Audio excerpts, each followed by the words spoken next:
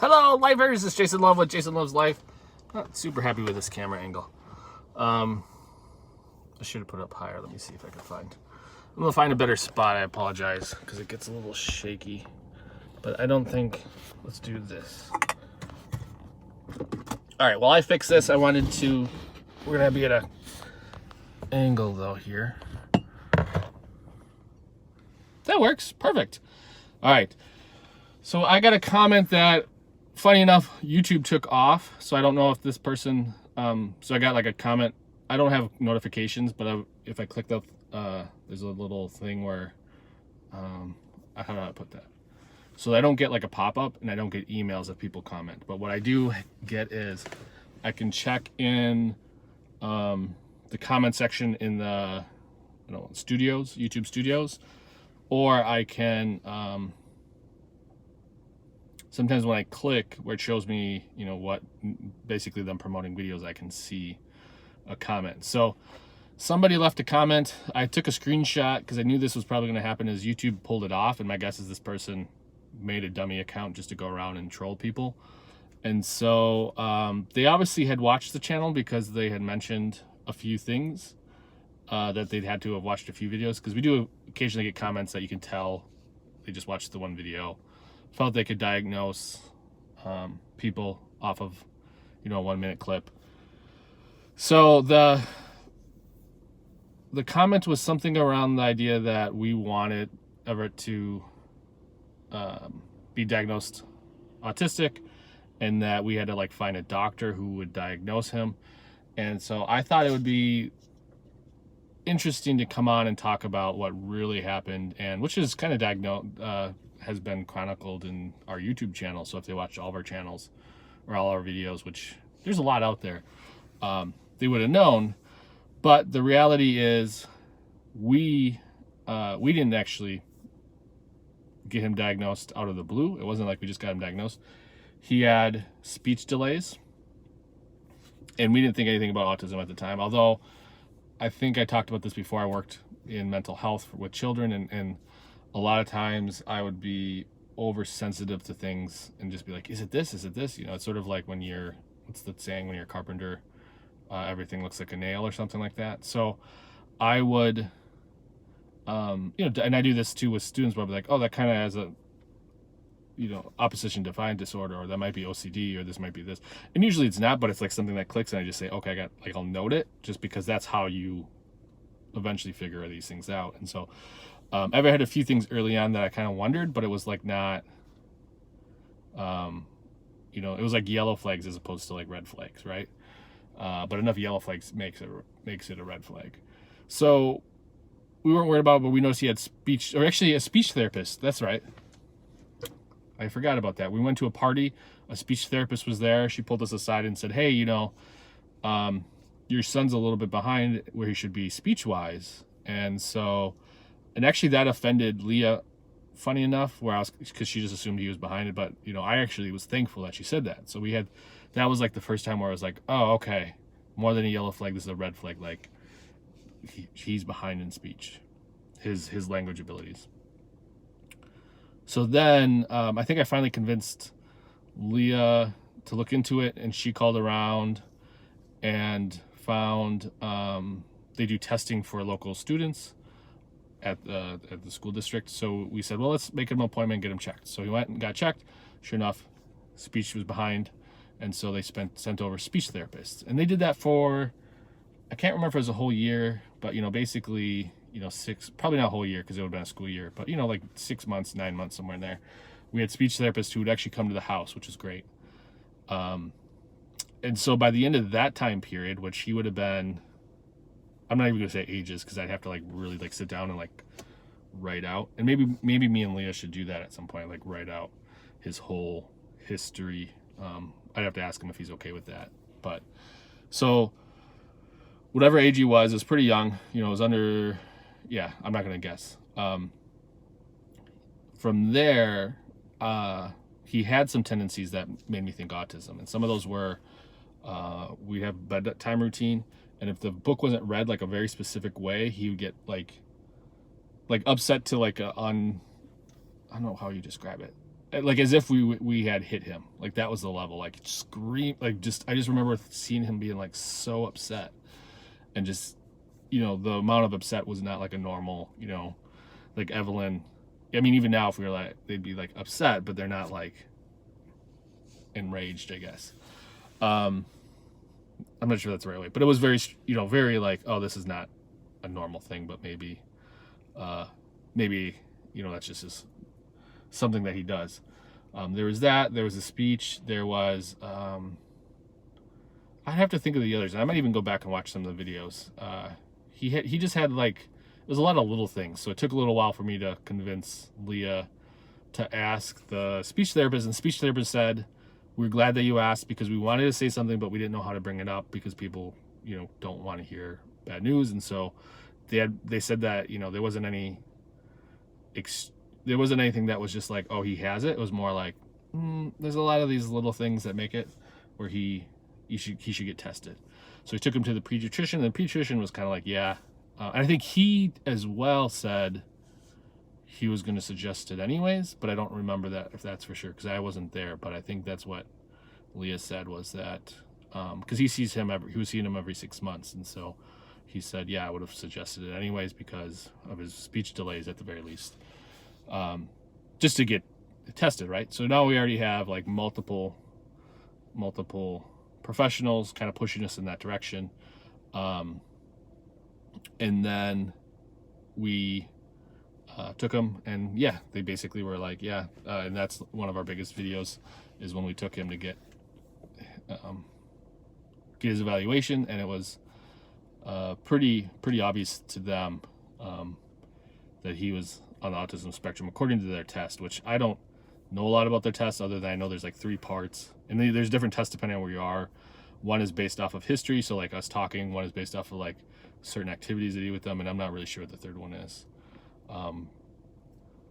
So yeah, that was when he's diagnosed with autism, and then we don't really have to go from there other than he's also had to get diagnosed through the school, so he's been diagnosed twice with autism. I forget what the term, one is like clinical and one is, I don't know, one is medical, maybe not clinical, medical, and then the other one is like related specifically to school, and that's just I don't know why they have to do that. I think it's kind of dumb, but so that is sort of that story. Is it had nothing to do with us wanting him to be autistic. It's no, my knowledge of autism has grown since then, so it wasn't, but something they brought up was Evelyn's evaluation, and with her, I still kind of like wonder if she's at least close to like, and I'm not a professional on this, so I assume there's like a point where they're technically not on the spectrum, but like has these certain tendencies. She still has a lot of those things that I wonder about, but I don't feel like any of them hinder her, and so that's why we don't get her. I'm not, even if she is on the spectrum or autistic or whatever your preference is on that description. At this point, I don't feel like we need to get her reevaluated. Maybe we'll later. We know that girls tend to not be underdiagnosed. They believe it's because they're better at masking or certain cultural, the way things are, the way they, or it could be on the other end that people just for some reason don't notice it as much in girls. But her big ones are, her big things that make me think this is that she has, actually ironically, she has an issue on, like, she had a long time had issue with being too friendly, and she's got some issues around that where she tends to be too open and then like not really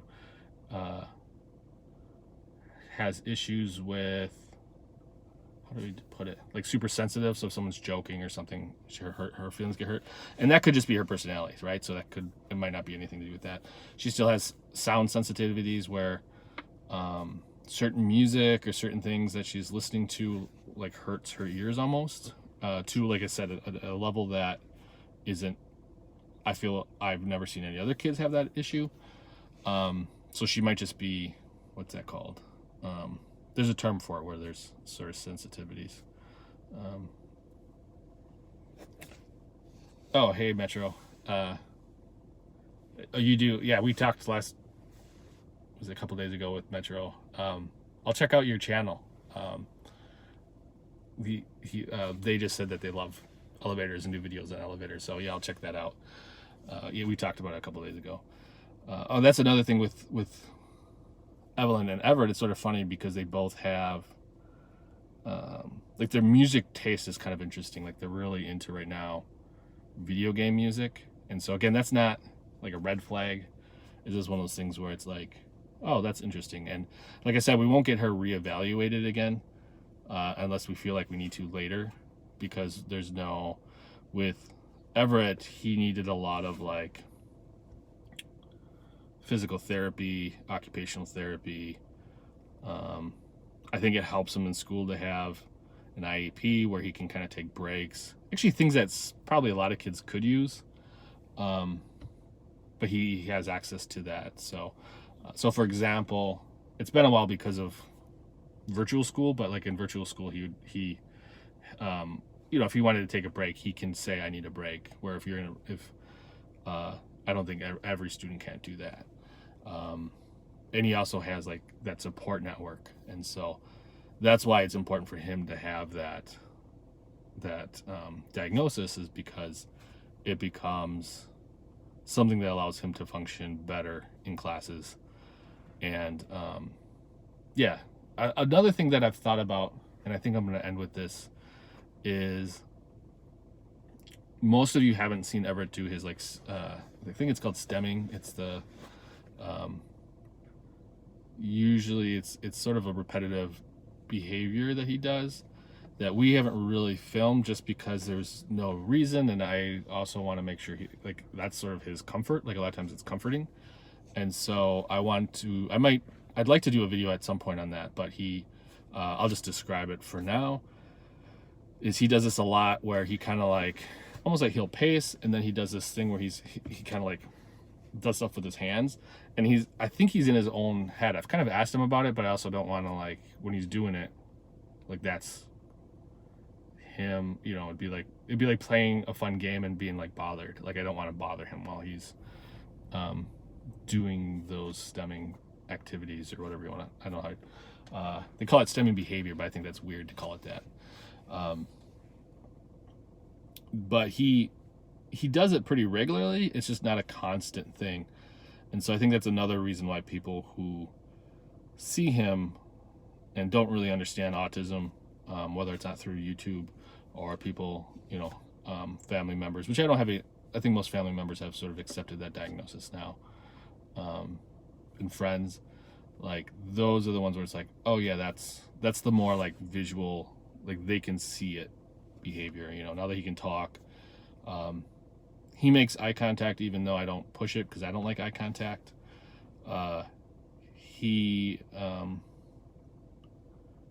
Yeah, those are the big ones where people think because he doesn't have those very particular traits that he automatically is not on the spectrum.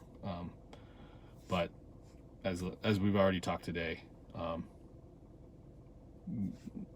diagnosis after diagnosis, professional after professional, it's not really in question. So yeah, I guess to wrap this up, I don't like to respond to negative comments, and YouTube actually tries to hide the negative comments, but I felt like it would be a good opportunity to kind of re-talk about his the diagnosis process. And I should also mention real quick, I thought about is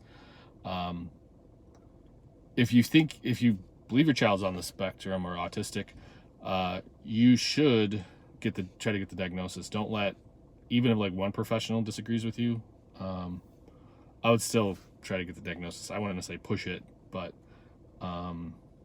yeah, there's a lot of naysayers out there, and even in the medical community. And I know with other countries it's even harder. So, I know we're all just trying to do the best we can and doing the best for our kids and doing the best for our families. And yeah, just try to get the diagnosis. It could be something else. So, talk to a medical professional and see what you can find out. So thank you again. It's been a pleasure. But Make sure you subscribe if you're new, and you have a wonderful, wonderful rest of your week.